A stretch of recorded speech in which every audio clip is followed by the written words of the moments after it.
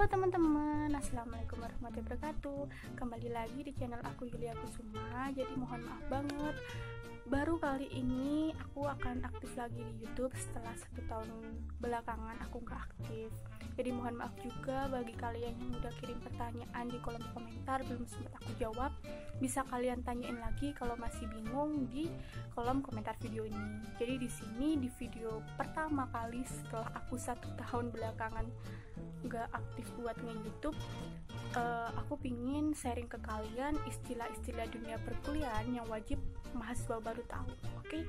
Jadi jangan lupa dulu subscribe channelku Yulia Kusuma dan follow Instagramku Yulia Kusuma 44, dan jangan lupa satu lagi follow Instagram bisnisku yaitu sistafashion.id. Oke, langsung aja kita masuk ke inti videonya. 10 istilah yang wajib kalian ketahui yang paling dasar banget. Yang nomor 1 yaitu matkul. Matkul itu singkatan dari mata kuliah. Kenapa matkul ini wajib banget kalian ketahui? Karena biasanya anak-anak kuliah itu sering banget bilang, kamu hari ini matkulnya apa? Nah, kalau kalian ditanyain kayak gitu, kalian harus tahu ya matkul itu apa. Karena kalau di dunia masih sekolah, SMA, biasanya itu matkul sama halnya kayak matbel, mata pelajaran. Kalau di dunia perkuliahan itu namanya matkul, kayak gitu. Oke, jadi jangan bingung lagi kalau ada istilah matkul. Lalu yang kedua istilahnya yaitu KRS. Ini harus kalian tahu banget karena nih kalian masuk di dunia perkuliahan, kalian harus ngelihat KRS ini. KRS nanti aku contohin di sini di siam UB ku ya. Jadi KRS itu merupakan kartu rencana studi. Jadi kartu ini itu nanti bisa kalian akses yang mana di dalamnya itu terdapat beberapa matkul. Udah tahu kan matkul tadi apa? Oke, jadi matkul tadi itu mata kuliah. Jadi di sana kalian itu dapat melihat mata kuliah apa aja yang kalian ambil di semester 1 misalnya. Jadi semester 1 kalian semisal ada 6 matkul. Jadi nanti di kartu rencana studi itu ada 6 matkul yang kalian ambil. Nah, nanti tiap semester kalian itu harus mengisi KRS dengan syarat yang mana mengisinya itu sesuai mata kuliah pilihan yang akan kalian ambil. Tapi biasanya kalau untuk maba semester 1 itu masih berupa paket KRS gitu dari fakultasnya. Jadi kalian nggak perlu ngisi KRS tapi langsung jadi hasil KRS-nya kayak gitu. Oke, langsung istilah yang ketiga yaitu aku punya yang namanya KHS. KHS ini kartu hasil studi. Jadi kartu hasil studi ini itu menampilkan hasil capaian kalian selama 1 semester. Jadi di sini sama formatnya itu kayak KHS, sama seperti KRS. Jadi KHS sama KRS itu hampir sama.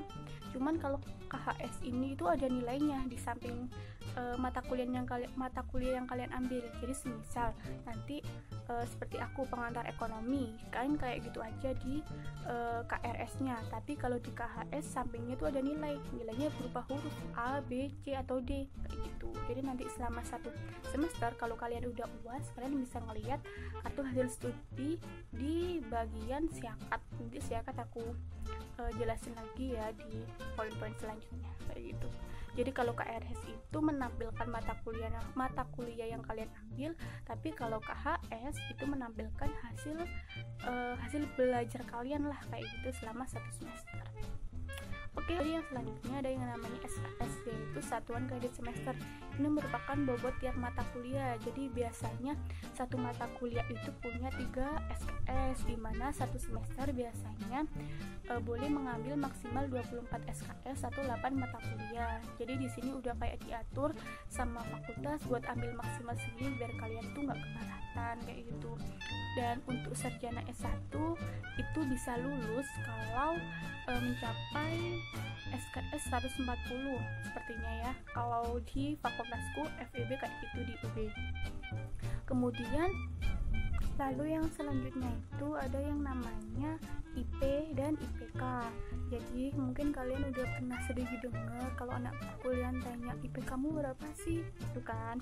Udah kalau lulus itu ditanya dapat IP berapa lulusnya kayak gitu kan. Nah, jadi IP itu singkatan dari indeks prestasi. Nah, kalau IPK itu singkatan dari indeks prestasi kumulatif. Jadi bedanya kalau IP itu merupakan hasil nilai per semesternya, sedangkan kalau IPK itu gabungan dari semester yang kamu tempuh. Semisal nih, kamu masih semester 1, jadi itu yang namanya IP.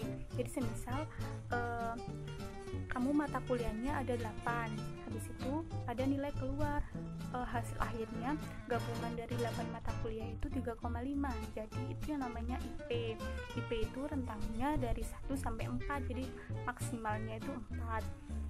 Kemudian kalau IPK itu merupakan gabungan dari tiap semesternya. Misal kayak aku nih yang sekarang semester 4, berarti IPK aku, indeks prestasi kumulatif aku itu gabungan dari semester 1, 2, 3, 4 dibagi 4. Itu yang namanya IPK. Tapi kalau IP, ya udah IP aku semester 4 aja gitu. Paham kan? Oke, langsung lanjut ke istilah yang berikutnya. Di sini aku punya yang namanya istilah siakat. Jadi siakat ini merupakan sistem informasi akademik, di mana sistem informasi akademik ini itu kayak mewadahi di mana mahasiswa itu bisa mengakses kayak pengisian KRS tadi juga yang dilakukan di siakat. Terus ngecek hari apa, jam berapa, ruangan apa kalian akan kuliah, kayak gitu.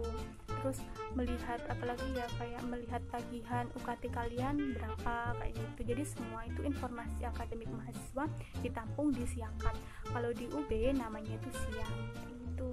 Jadi per universitas itu beda-beda, tapi nama secara umumnya yaitu siakat. Langsung lanjut, aku juga punya yang namanya KTM. Nah, KTM ini beda namanya seperti SMA. Kalau SMA kan namanya kartu pelajar nih. Nah, kalau di dunia perkuliahan, kartu pelajar itu namanya KTM atau kartu tanda mahasiswa. Gimana? Ini kayak tanda pengenal kamu kalau kamu merupakan mahasiswa di universitas tersebut gitu. Lalu aku juga punya yang namanya UKM, unit kegiatan mahasiswa. Jadi UKM di sini itu kalau di SMA namanya ekstrakurikuler kayak gitu. Nah, kalau di universitas atau di dunia perkuliahan namanya UKM. Jadi jangan bingung-bingung lagi ya. Sebenarnya sama, cuman istilah-istilahnya di dunia sekolah sama di dunia perkuliahan itu sedikit berbeda kayak gitu. Lalu aku juga punya yang namanya dosen dan asdos. Kalau dosen itu tenaga pengajar seperti biasanya kayak guru gitu kan. Nah, kalau asdos itu asisten dosen. Asisten dosen ini dia juga bisa dari kalangan mahasiswa, yang mana dia membantu si dosen ini untuk ngasih materi ke mahasiswanya gitu. Jadi itu mungkin Oke, jadi itu aja yang bisa aku kasih sharing ke kalian tentang istilah dunia perkuliahan. Mungkin masih banyak lagi, jadi bisa kalian tanyain di kolom komentar atau juga di DM Instagram ya. Dan juga mau kalian yang mau aku bikin video tentang dunia perkuliahan atau sharing-sharing tentang bisnis atau juga tentang make up, mungkin kalian juga bisa DM aku aja atau tulis di kolom komentar. Terima kasih, semoga bermanfaat. See you next video.